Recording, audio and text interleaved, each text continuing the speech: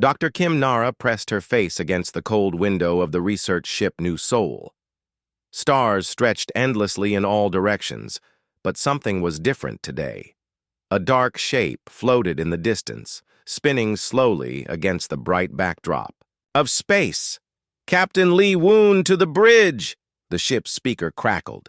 Nara grabbed her tablet and hurried toward the command center. She was the ship's expert on alien life, and any unknown object meant possible work for her. The bridge buzzed with activity. Captain Lee stood at the center, his weathered face serious as he studied the main screen. The dark object was larger, now clearly a ship of some kind. Its hull was black and smooth, unlike anything humans had built. "No life signs," reported Park Gina from her station.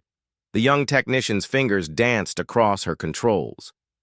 "But the ship still got power, minimal, but it's there." "Any distress signals?" asked the captain. "Nothing. It's been silent since we spotted it." Captain Lee turned to Nara. "Doctor, what do you think? Could there be survivors?" Nara studied the alien vessel on screen. It was beautiful in a strange way, with flowing lines that reminded her of ocean waves. "We should board it. If there are survivors, they might need help." 2 hours later, Nara floated through the alien ship's corridors in her spacesuit. The artificial gravity was weak, and emergency lights cast eerie shadows on the walls. Engineer Cho Minho followed behind her, his scanner beeping softly. "Air's breathable," he said, checking his readings. "Temperature's cold, but not deadly." They moved deeper into the ship. The walls were covered in symbols that looked like flowing water. Everything was silent except for the sound of their breathing and the hum of life support systems. "Wait!" Nara stopped suddenly. Her scanner was picking up something unusual. "There's a hidden room here." Cho ran his hands along the wall until he found a small panel. When he pressed it, a section of the wall slid away with a soft whisper. Beyond was a small chamber filled with soft blue light. Nara's heart almost stopped. In the center of the room were 3 small creatures huddled together. They were covered in soft gray fur and were no bigger than house cats. Their large eyes blinked up at her, full of fear and hunger. "Oh no," she whispered. "They're just babies." The creatures pressed closer together when they saw the humans. One of them, slightly larger than the others, stepped protectively in front of his companions. Despite his small size, there was something brave about the gesture. Cho moved his scanner over them. "They're alive but weak. Looks like they haven't eaten in days." Nara knelt down slowly, pulling off her helmet. The air was cold but clean.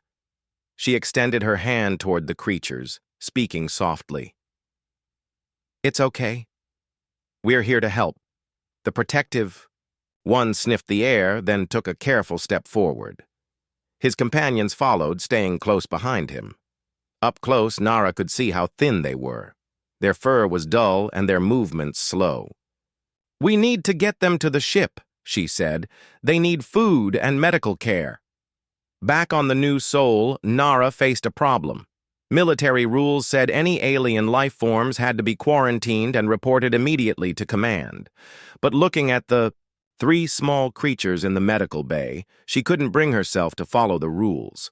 They were so young, so helpless. The largest one kept trying to protect the other 2, even though he could barely stand. The smallest one, a female with lighter fur, made soft sounds when she was scared. The middle one seemed the smartest, watching everything with curious eyes. Dr. Shin Junho, the ship's doctor, finished examining them. "They're malnourished but healthy otherwise. I'd guess they're equivalent to human children, maybe 5 or 6 years old." "What do we do with them?" asked Cho, who had helped carry them. "Aboard." Nara made a decision that would change everything. "We take care of them. Quietly." That night, she moved the 3 creatures to her private quarters. She had told the captain they were taking samples from the alien ship for study. It wasn't entirely a lie, but it wasn't the whole truth either. She set up a warm nest for them using blankets and soft materials. When she offered them water, they drank eagerly. Food was harder. They wouldn't eat standard rations. Finally, she tried some fruit from the ship's garden. The smallest one nibbled it carefully, then ate more. Soon, all three were eating. "I'll call you Hanu," she said to the protective one. "And you're Kira," she told the female. "And you're Tomi," she said to the curious one. They seemed to understand she was giving them names, tilting their heads and making soft sounds. Over the next few days, Nara developed a routine. She would work her normal duties during the day, then spend her free time with the creatures. They grew stronger quickly, and she was amazed by how smart they were. Hanu learned to open simple containers. Kira seemed to sense when Nara was sad or tired, offering comfort with gentle touches. Tomi figured out how to work the room's light controls, playing with them like a puzzle. "They're not just animals," she wrote in her private log. "They're intelligent, maybe more than we realized." The creatures began to trust her completely. They would curl up next to her when she slept, their soft purring a comforting sound. During the day, they would play together quietly, always careful not to make too much noise. But Nara noticed something else. Sometimes when she was working on her computer, the screen would flicker slightly when one of them was near. When Tomi sat next to her tablet, it seemed to run faster. When Kira was upset, the room's temperature controls would adjust automatically to make her more comfortable. These small signs worried and excited her at the same time. What kind of creatures were they? And what would happen when others found out about them? Captain Lee had started asking questions about her work schedule. Park Gina mentioned strange energy readings from the quarters section. Security Chief Rowe. Suna was always watching everyone carefully. As Nara watched the three creatures sleep peacefully in their nest, she knew she was taking a huge risk. But looking at their innocent faces, she couldn't regret her choice. They needed her, and somehow, she felt like she needed them too. She had no idea that her simple act of kindness would soon change the fate of the entire galaxy.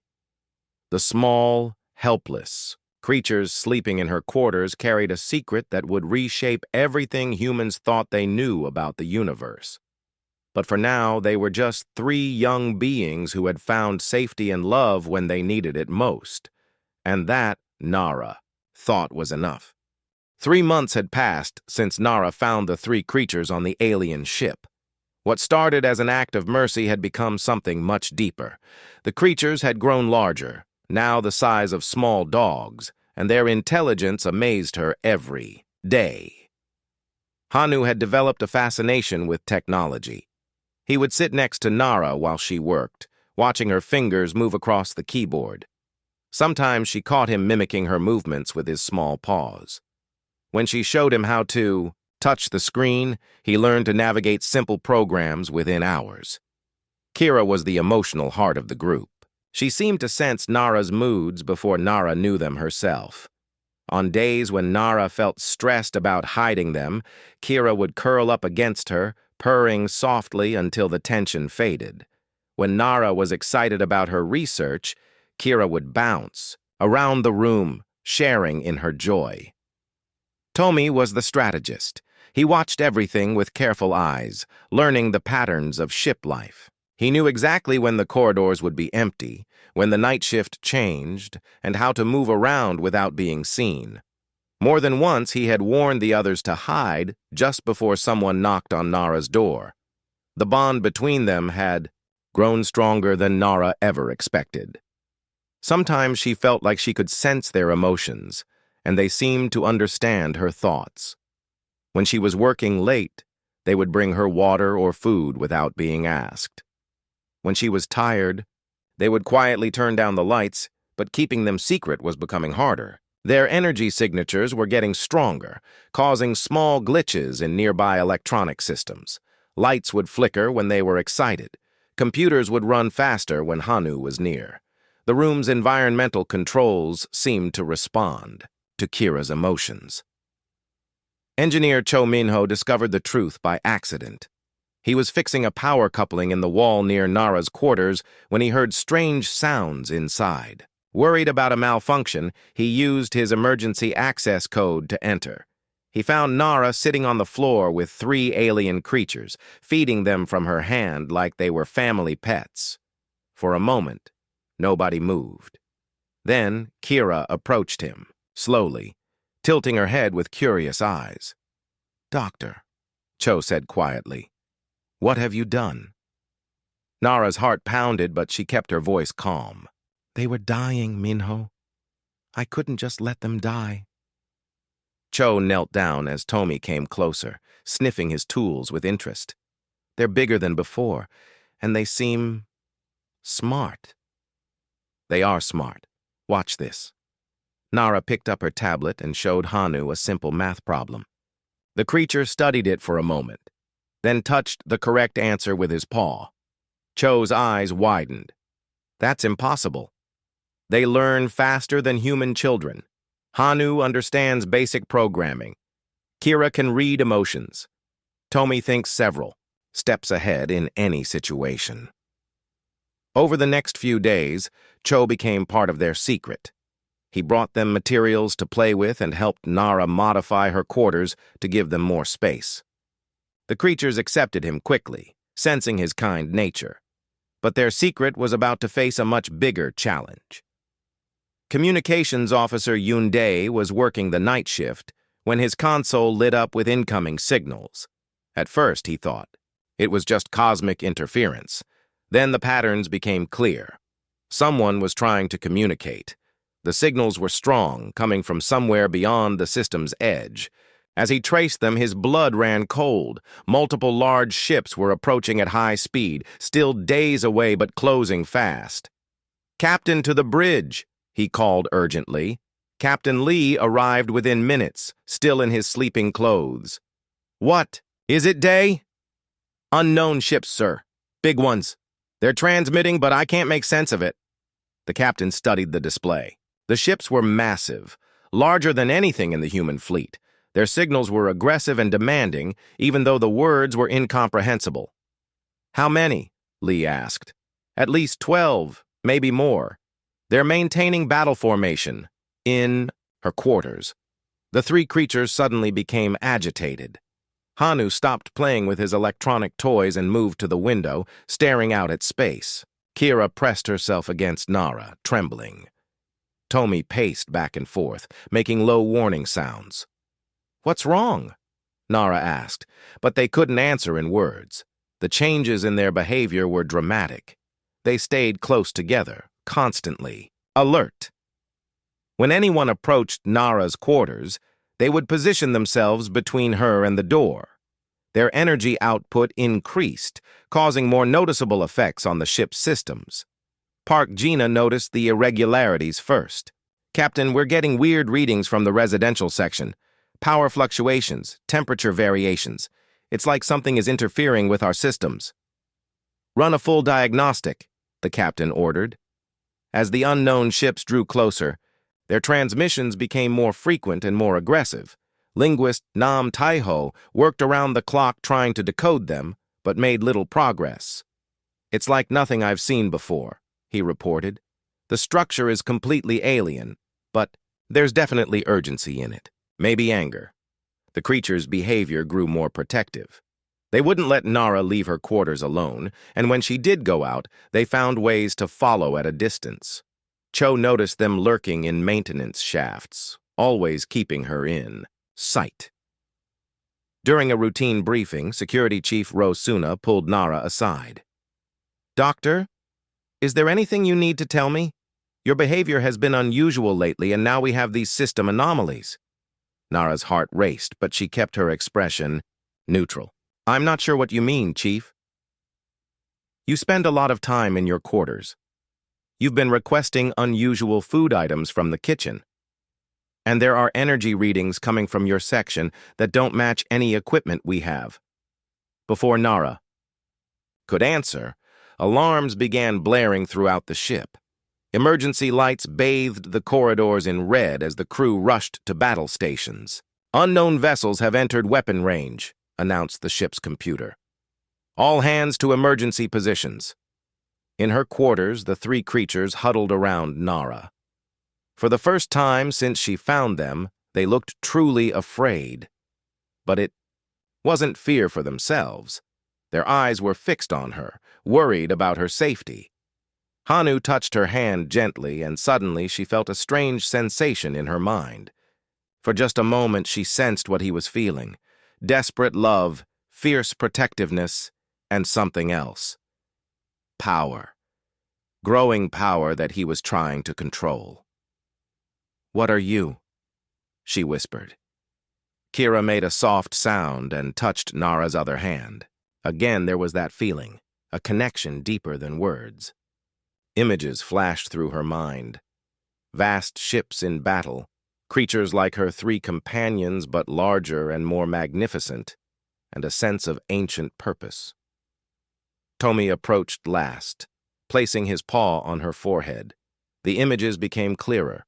She saw a great war, the extinction of an entire species, and the desperate attempt to save the last survivors. She saw the ship where she had found them, damaged and drifting, carrying the final hope of their people. When the connection faded, Nara understood. The three creatures she had saved were not just intelligent animals. They were the children of warriors, the last of their kind, and they carried within them the power to change everything. The approaching ships weren't here by coincidence. They were hunting her three companions, seeking to finish what they had started long ago. As the ship shook from the first enemy attack, Nara made a decision. She had saved these creatures once when they were helpless.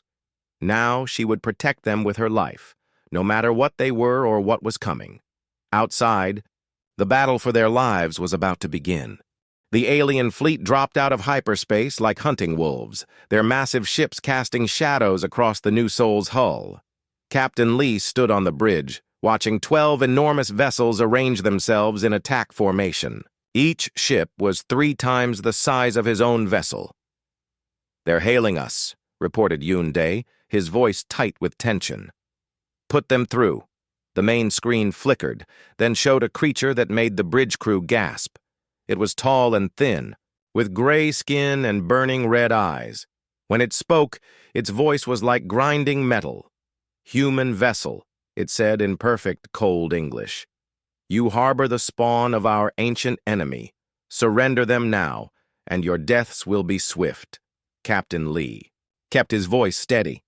"I don't know what you're talking about. We are a peaceful research ship." The alien's eyes narrowed. "Do not lie to us, humans. We are the Corvan Empire. We can sense their presence on your ship. The last of the Vellani cubs must die, as their parents died, as their entire cursed race died." Admiral Baek-hyun's voice crackled through the subspace communicator from the fleet command. "Captain Lee, what is your situation?" Before Lee could answer, the Corvan commander continued. "You have 1 hour to surrender the Vellani spawn. If you refuse, we will destroy your ship and hunt down every human vessel until we find them. The galaxy will not suffer the return of the Guardians." The transmission ended, leaving the bridge in shocked silence. Security Chief Ro Suna turned to the captain.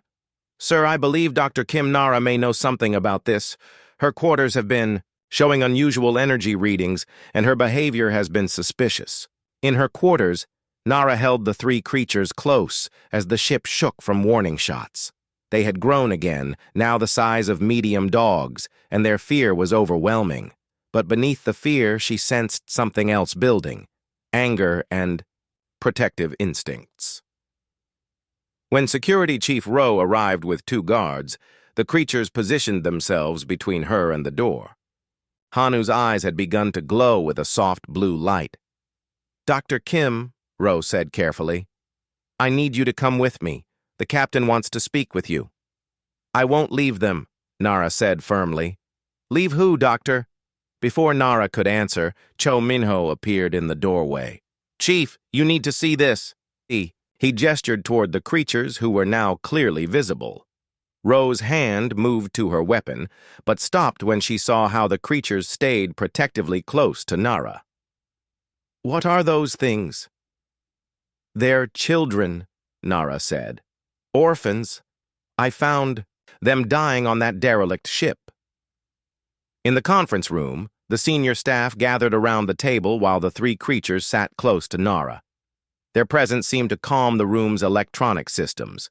Displays became clearer, and the environmental controls worked more smoothly. Linguist Nam Taiho had been studying the Corvan transmissions. I've been researching their language in our databases. The word Villani appears in some old exploration reports. According to the records, they were once the most powerful species in this part of the galaxy. What happened to them? Asked Captain Lee. They were wiped out about 50 years ago, but the records are vague about why. Nam consulted his tablet. There are mentions of them being guardians and having the ability to bond with other species. Dr. Shin Junho had been quietly observing the creatures. Captain, their biological readings are extraordinary. Their neural activity is off the charts, and they're emitting some kind of energy field that affects nearby technology. As if responding to the discussion, Tomi approached the room's main computer terminal. He placed his paw on the interface, and suddenly the display filled with information, star charts, historical records, and images that no human database contained. The images showed magnificent beings that looked like larger versions of Nara's. 3 companions. They stood alongside members of dozens of different species, all working together in harmony. Cities that combined the architecture of multiple civilizations, ships that were clearly built by cooperative effort between races. My God, whispered Engineer Lee Borum. They weren't conquerors. They were protectors. More images flowed across the screen. The same magnificent beings fighting against massive invasion fleets, shields of pure energy protecting entire planets, and always working alongside other species as partners, not masters. Then came the darker images. Corvan ships attacking Villani colonies, cities burning. The magnificent guardians falling one by one, always trying to protect their bonded allies even as they died. The final images showed a handful of Villani ships fleeing into deep space, carrying the last survivors of their people. Among them were the faces of 3 young cubs, Hanu, Kira, and Tomi. When the display finally went dark, the room was silent except for the soft humming of the ship's systems. They weren't just any species, Nam said quietly. They were the ones who kept peace in this galaxy, and the Corvans murdered them for it. Captain Lee looked at the 3 creatures, who had grown visibly during the display. Their eyes were brighter, their movements more confident. How old are they, really? Based on the images, I'd say they're equivalent to human teenagers now, said Dr. Shin. But they're aging faster under stress. Communications Officer Yoon Dae's voice came over the intercom. Captain, the Corvan fleet is moving into attack position. They're demanding an answer. Admiral Bak's transmission followed immediately. Captain Lee, High Command orders you to surrender any alien life forms on your ship immediately. We cannot risk war with the Corvan Empire over unknown creatures. Security Chief Rowe stood up. Captain, orders are orders. We have to turn them over. No. Nara's voice was quiet but firm. I won't let them be murdered. Dr. Kim, you're talking about starting a war, Rowe said. The Corvans already started a war 50 years ago. They committed genocide, and now they want to finish the job. As they argued, the 3 creatures began to change. Their fur took on a metallic sheen, and the air around them seemed to shimmer. Hanu moved to the computer terminal and interfaced with it again. This time, the ship's defensive systems came online without anyone touching the controls. Kira approached the captain, her large eyes looking directly into his. For a moment, Lee felt a strange sensation. Images of the crew working together, their skills enhanced beyond normal human capability, fighting as one coordinated unit. Tomi positioned himself near the door, and suddenly everyone in the room, could sense the layout of the entire ship, knowing exactly where every crew member was located and what they were doing.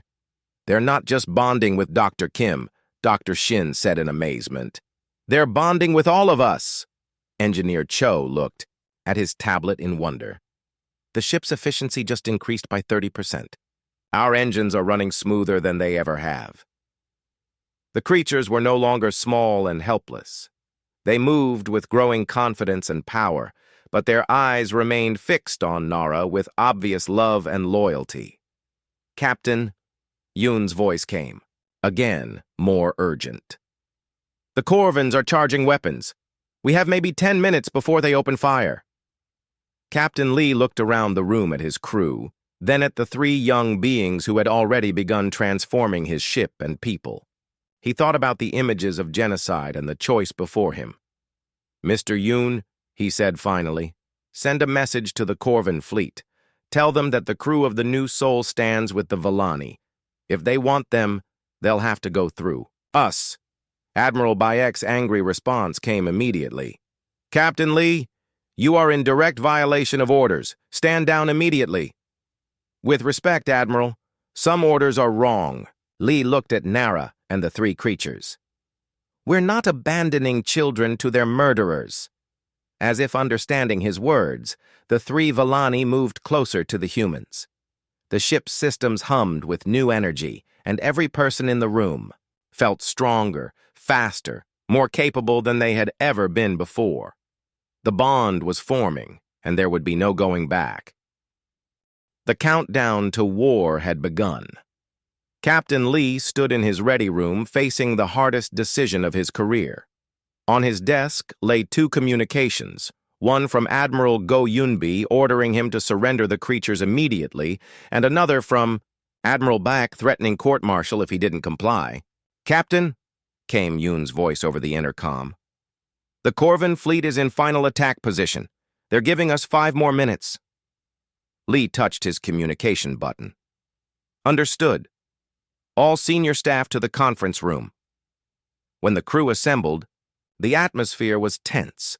The three Villani sat close to Nara, but they had changed dramatically. No longer the size of house cats, they were now as large as wolves, with eyes that glowed softly blue and fur that seemed to shimmer with inner light. The situation is simple, Lee began. High Command wants us to hand over our guests to avoid war. The Corvins want to complete their genocide. We have to choose.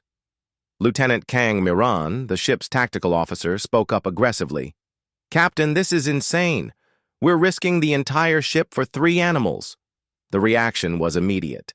Hanu rose to his feet, no longer the small, helpless creature Nara had found. His eyes blazed with blue fire, and the air around him crackled with energy. In that moment, he looked every inch the descendant of ancient guardians. They're not animals, Nara said firmly. They're children, intelligent, loving children who have already lost everything. Kang stepped toward Nara threateningly. Dr. Kim, your emotional attachment is clouding your judgment.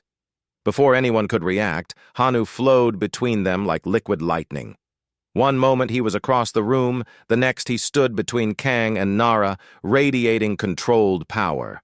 He didn't attack or threaten. He simply stood there, unmovable as a mountain. The lieutenant reached for her sidearm, but her hand froze.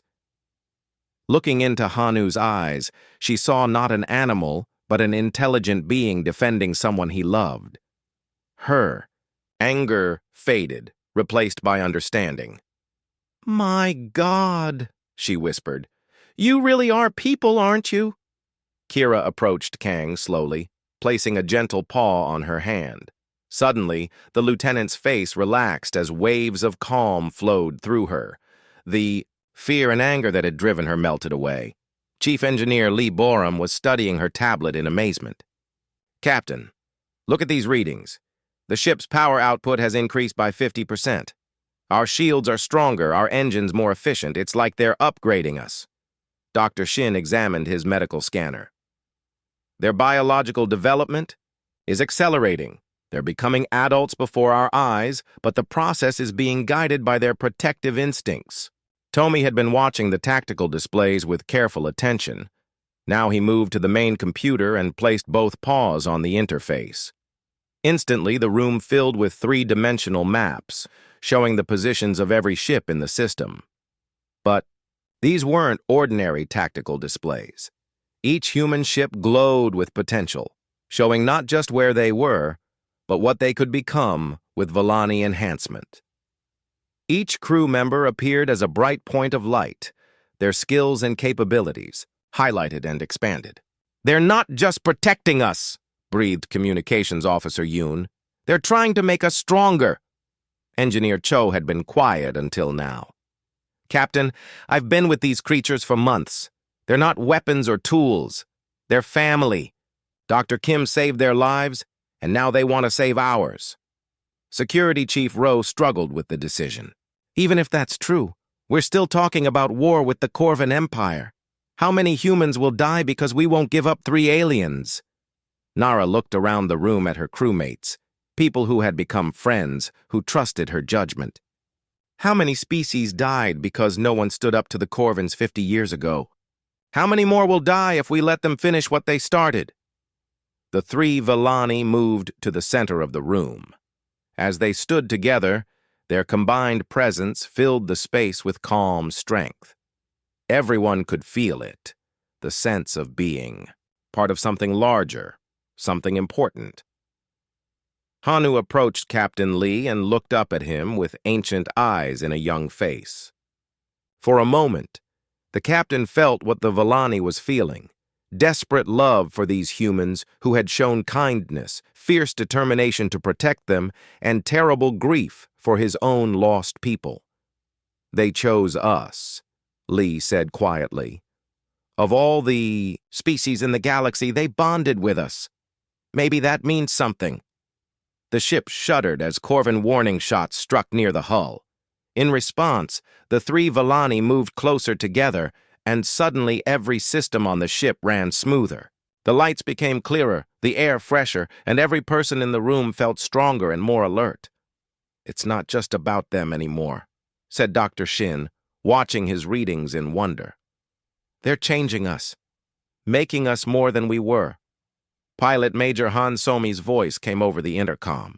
"Captain, something's happening to my controls. Everything's responding faster and more precisely. It's like the ship knows what I want before I do." Weapons Officer Lim Jae-woo added, "Sir, our targeting systems just became incredibly accurate. I'm reading efficiency levels I've never seen before."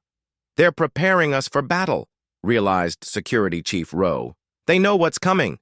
Admiral Go's final transmission crackled through the speakers. "Captain Lee, you have 2 minutes to comply with orders or face the consequences.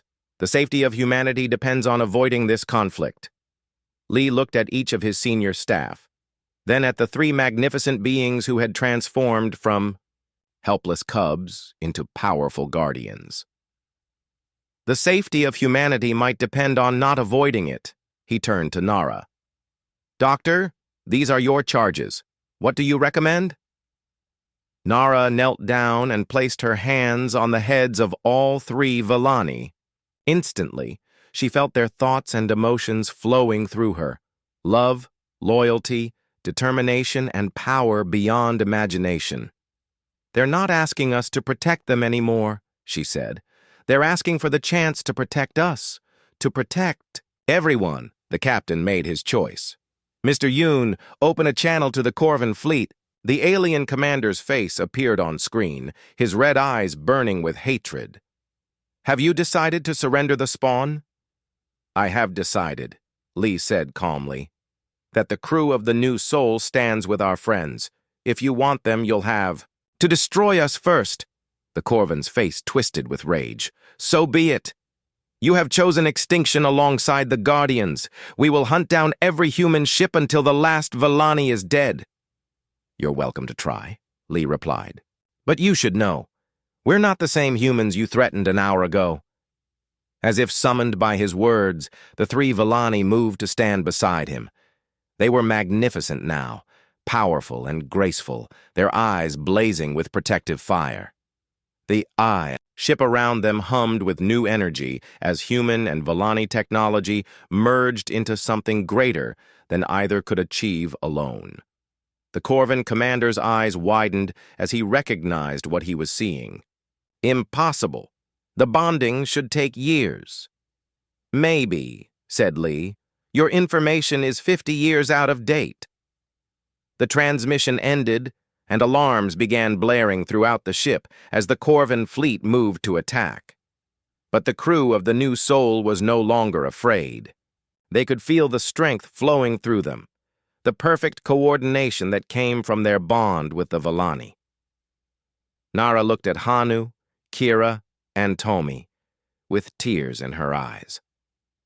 The small, helpless creatures she had saved were gone, replaced by magnificent guardians. But when they looked at her, she still saw the love and trust of the cubs she had protected. "Are you ready?" she asked them.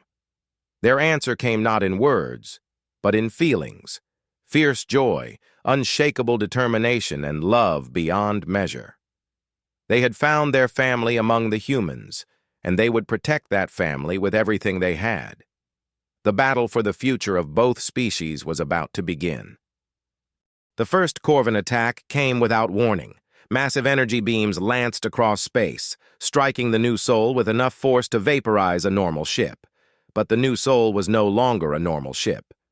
As the weapons hit, brilliant blue shields flared to life around the hull. The ship didn't just survive the attack, it absorbed the energy and grew stronger. On the bridge, Captain Lee watched in amazement as his instruments showed power levels climbing beyond anything he had ever seen. "Impossible," breathed Engineer Lee Borum.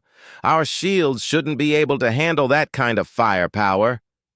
In the center of the bridge, Kira stood with her eyes closed and her fur blazing with inner light. The shield energy flowed from her like a protective embrace, wrapping around every part of the ship and everyone inside it. "She's not just protecting the ship," said Dr. Shin, staring at his medical readings. "She's protecting each of us individually. Our life signs are stronger than they've ever been." The Corvin fleet pressed their attack, 12 massive ships firing everything they had. Energy beams, missile swarms, and gravity weapons all struck the New Soul simultaneously. The ship should have been destroyed instantly. Instead, it danced through the assault like a leaf on the wind. Pilot Major Han Somi sat at her controls, but she wasn't really flying alone anymore. Tomi stood beside her, one paw resting on her shoulder, and together they moved the ship with impossible grace. "I can see everything," Somi said in wonder. "Every ship, every weapon, every movement before it happens. It's like we're thinking, with one mind." The ship spun between enemy fire, its movements too precise and fluid for any human pilot. But Somi felt no strain, no confusion. With Tomi's enhanced awareness flowing through her, she saw the battle from a dozen angles at once. "Return fire!" ordered Captain Lee. Weapons Officer Lim Jae-woo's hands moved across his controls, but he was no longer limited by human reflexes. Hanu had interfaced directly with the ship's weapons systems, and their combined focus made every shot perfect. The New Soul's weapons had been upgraded far beyond their original specifications. Beams of pure energy lanced out with surgical precision, striking the Corvin ships at exactly their weakest points. Shields that should have held against human weapons crumpled like paper. "Direct hits on 3 enemy vessels," reported Jae-woo, in amazement. "Their shields are down, weapons disabled. How is this possible?" "We're not fighting alone," said Lee, watching the 3 Volani work together in perfect harmony. Across the ship, every crew member felt the change.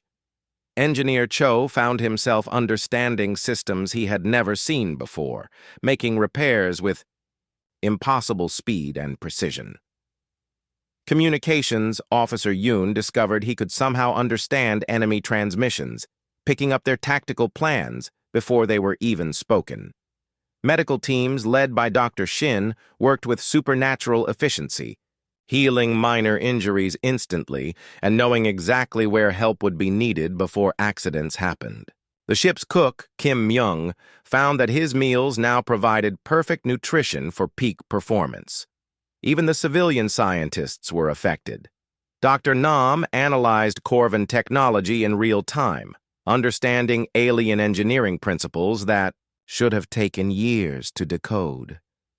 Data flowed through his mind like water, making connections and revealing weaknesses in the enemy fleet.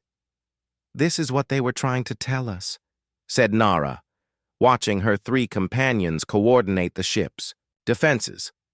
"They don't conquer or dominate. They enhance. They make us more than we could ever be alone." The battle raged for hours, but it wasn't really a fair fight. The Corvin fleet had expected to face a single human research vessel. Instead, they found themselves battling something completely new, a perfect fusion of human determination and Villani power. Ship after ship in the Corvin fleet suffered damage and was forced to withdraw. Their weapons, designed to fight conventional targets, were useless against the adaptive shields that Kira projected. Their tactics, based on overwhelming firepower, failed against the perfect coordination that Tomi provided. But the most devastating weapon was Hanu's integration with the ship's systems. Under his guidance, the new soul became something beyond human technology. Its engines ran at impossible efficiency, its computers processed data at superhuman speeds, and its weapons struck with the precision of a master craftsman. As the ninth Corvin ship limped away from the battle, their commander's transmission came through again. But this time, his voice carried fear instead of arrogance. "What have you become?" he demanded. "This is not human technology." "You're right," said Captain Lee. "It's something much better. It's human and Villani working together." "Impossible. The Villani are extinct. We made sure of that." Hanu stepped forward. No longer the small cub that Nara had found, but a magnificent guardian with eyes like blue stars. When he spoke, his words came through the ship's communication system with perfect clarity. "We are the children of those you murdered," he said, his young voice carrying the weight of ancient pain. "We are the last of our people, and we remember everything you did." The Corvin commander's face went pale. "The Spawn can speak?" "We always could," said Kira, her voice gentle but firm. "You just never listened." Tomi added, "You thought you had won by destroying our parents, but you only taught us that some evils must be stopped." Around the new soul, space began to shimmer as more ships dropped out of hyperspace. But these weren't Corvin vessels. They were human ships responding to the battle, led by Admiral Go Yunbi herself. "New soul, this is Admiral Go. Stand down immediately and prepare to be boarded." "Admiral," said Captain Lee, "I'm afraid that's not possible. We're in the middle of saving the galaxy." The three remaining Corvin ships launched a desperate final assault, pouring all their remaining power into one massive attack. The combined energy was enough to destroy a small moon. Kira stepped forward, spreading her arms wide. The attack struck her shields and simply stopped. The deadly energy hung motionless in space for a moment, then flowed backward toward the Corvin ships. "That's enough," she said softly. The reflected energy washed over the Corvin fleet, but instead of destroying them, it did something else entirely. Throughout their ships, weapon systems shut down peacefully. Life support improved. The crews found themselves breathing easier, thinking clearer. "What did you do to us?" demanded the Corvin commander. "We gave you what we give everyone we bond with," said Kira. "The chance to be better than you are." In the Corvin ships, something extraordinary was happening. Soldiers who had been forced to fight against their will suddenly found the courage to stand up to their officers. Engineers discovered they could repair their ships without the brutal efficiency demanded by their empire. Medical officers began healing instead of just maintaining combat readiness. The Corvin commander watched in horror as his own crew began to question orders, as they experienced the first taste of freedom many had known in their entire lives. "You're destroying our empire," he said. "No," said Tommy. "We're setting your people free." Admiral Go's fleet approached cautiously, unsure what they were seeing. The new Sol hung in space surrounded by disabled Corvan ships, but there was no destruction, no death. Instead, there was something that had never been seen before: former enemies working together. "Admiral," came a transmission from one of the Corvan vessels. "This is Medical Officer Thex. I request permission to offer medical aid to any injured humans. My crew wishes to surrender and join your alliance." Similar messages came from other Corvan ships as crew members overthrew their commanders or convinced them to change sides. The brutal empire that had terrorized this sector of space for decades was crumbling not through conquest, but through the simple offer of a better way. "Captain Lee," said Admiral Go, her voice filled with amazement, "what exactly has happened here?" Lee looked at the three magnificent beings who had transformed, his ship and crew. "We found some lost children, Admiral, and they taught us what we could become. The battle was over, but the real work was just beginning." Across the fleet, human and Corvan crews were learning to work together under Vellani guidance. The age of conquest was ending, and something far better was taking its place. The small, helpless cubs that Nara had saved were indeed returning as fierce guardians, not just of her and the crew, but of everyone willing to choose cooperation over conflict. 6 months after the battle, the galaxy had changed beyond recognition. What had started as a desperate fight to save 3 refugee children had become the foundation of a new age of cooperation. Dr. Kim Nara stood on the observation deck of the newly renamed Vessel Guardian's Hope, looking out at an unprecedented sight. Human, Corvan, and a dozen other species worked together on the massive space station taking shape nearby. The first Vellani Protectorate headquarters was rising from the combined efforts of former enemies. "Hard to believe, isn't it?" said Captain Lee, joining her at the window. 6 months ago, we were just a research ship." Nara smiled, watching Hanu work with a team of engineers from 4 different species. He had grown into his full adult form now, magnificent and powerful, but still showing the gentle nature she had first seen in a scared cub. "I never imagined saving 3 lost children would change everything. The transformation hadn't been easy." When Admiral Go Yunbi arrived to find former Corvan soldiers working alongside human crews, she had demanded explanations that seemed impossible to give. How could you explain that 3 young aliens had the power to bring out the best in every person they met? The answer came when the Admiral herself was exposed to their influence. Within hours of meeting Kira, Go found herself thinking more clearly than she had in years. Old prejudices and rigid thinking patterns simply melted away, replaced by wisdom and compassion she didn't know she possessed. "They don't control us," she had reported to Earth Command in amazement. "They free us to become who we really are." War Commander Thax had been the last holdout among the Corvan leadership. Even when most of his fleet had defected, he continued, fighting from his flagship, driven by decades of propaganda about Vellani evil. His defeat came not through violence, but through an act of desperate mercy. When his ship suffered critical damage, it was Tommy who led the rescue mission, personally carrying injured Corvan soldiers to safety. The sight of the young Vellani risking his life for his enemies finally broke through Thax's hatred. "Why?" the war commander had asked as Tommy bandaged his wounds. "Why save me after what my people did to yours?" Tommy's answer was simple. "Because you're alive and life is precious." Now Thax served as a liaison between the Protectorate and remaining Corvan territories, working to peacefully integrate their empire into the new alliance. The brutal tactics of conquest were being replaced by cooperation and mutual aid.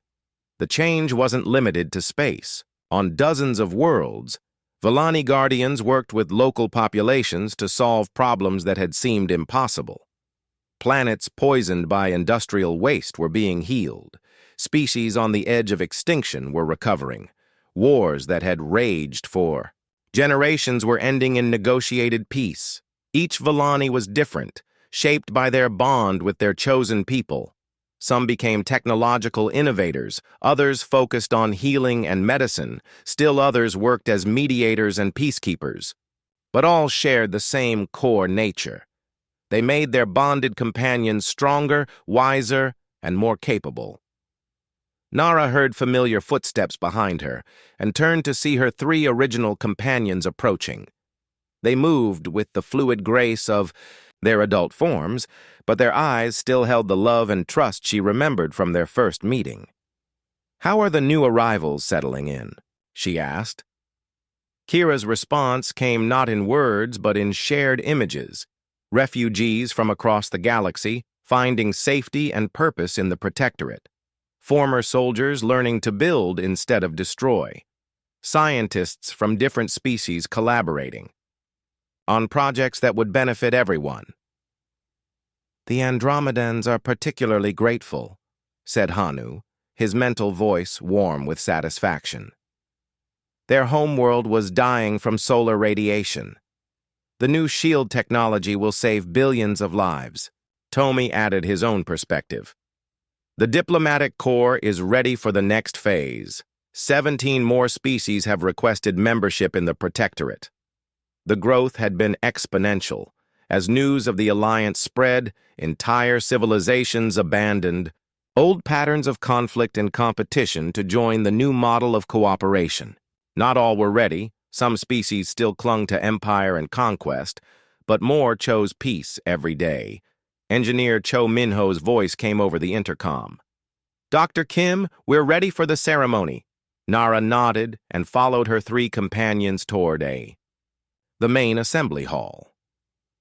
Today marked the official establishment of the Villani Protectorate Council, with representatives from 87 different species. The ceremony was unlike anything the galaxy had ever seen. Instead of speeches about power and territory, leaders spoke about shared dreams and mutual protection. Instead of military displays, they demonstrated cooperative achievements, new technologies, artistic collaborations, and scientific breakthroughs that no single species could have accomplished alone. Nara took her place at the center of the gathering as the first Villani Bond ambassador. It was a role she had never sought but couldn't refuse. The bond she shared with Hanu, Kira, and Tomi had become the template for all other human Villani partnerships. 6 months ago, she began, I found 3 small, frightened children hiding in a damaged ship. I made a simple choice to help them because it was the right thing to do. Today, that choice has grown into something none of us could have imagined. She gestured to the assembled representatives, each accompanied by their own Villani guardian. We are not here to celebrate the end of the old ways, but the beginning of new ones. We are not here to mourn what was lost, but to build what can be gained. Former War Commander Thax stood to speak, his once harsh voice now gentle with wisdom, gained through his bond with his young Villani companion. The Corvan Empire taught us that strength came from conquest, that peace was weakness. We were wrong. True strength comes from cooperation. True power comes from lifting others up, not tearing them down. Representative after representative shared similar stories. Species that had been enemies for millennia now working together. Ancient conflicts resolved through Villani-enhanced understanding. Problems that had seemed impossible now yielding to combined effort. As the ceremony concluded, Nara found herself standing again at the observation window, but this time she wasn't alone. Hundreds of beings from dozens of species looked out at the stars, no longer seeing territory to conquer, but neighbors to protect. Hanu, Kira, and Tomi stood beside her as they had so many times before. But now they were joined by dozens of other Villani guardians, each bonded to their own chosen companions, each adding their unique strengths to the growing alliance. Are you happy? Nara asked them, using the mental connection they shared. The answer came not just from her 3 companions, but from every Villani in the station, a wave of pure joy and satisfaction. They had found their purpose, their calling. They were guardians again, protectors of all who chose peace over war, cooperation over conquest. "What about those who refused to join?" asked Dr. Shin, who had become the Protectorate's chief medical officer. "There are still empires out there that want to fight." Tomi's response was patient but firm. "Then we will protect those who cannot protect themselves. We will offer better choices to those ready to make them. And we will wait for the others to change their minds. And if they never do," Kira's mental voice carried ancient sadness, "then they will become extinct, as all things do that cannot adapt. But we will not hasten that ending. We will simply outlive them." As if summoned by their conversation, alerts began sounding throughout the station. A new fleet had appeared at the edge of the system, massive ships bearing the insignia of the hegemony of Zatak, one of the galaxy's last remaining militant empires. "Volani Protectorate," came the harsh transmission. "You have corrupted our enemies and stolen our rightful conquests. Prepare for destruction." Captain Lee, now serving as the Protectorate's fleet coordinator, calmly gave orders to the defensive fleet. But there was no panic, no fear. The assembled ships moved with perfect coordination, their crews enhanced by their Volani bonds. Nara felt the familiar sensation of her three companions preparing for battle, but also something new: the combined strength of every bonded pair in the fleet. They were no longer just protecting one ship, but an entire civilization based on cooperation and peace. "Ready?" she asked, as she had so many times before. The answer came from every Volani guardian. In the fleet, a chorus of determined voices united in purpose. They had been small and helpless once, saved by simple human kindness. Now they were the fierce guardians of everything good in the galaxy. The battle would be won, as all their battles were won, not through superior firepower, but through the unshakable unity of species working together. The Zatak hegemony would face the same choice as the Corvins: join the alliance or watch their empire crumble as their own people chose freedom. Looking out at the approaching enemy fleet, Nara felt no fear. Her three small, helpless cubs had indeed returned as fierce guardians. But more than that, they had shown an entire galaxy what was possible when beings chose to protect rather than destroy, to cooperate rather than conquer. The age of empires was ending. The age of guardians had begun, and it all started with one person's decision to save three lost children who needed help.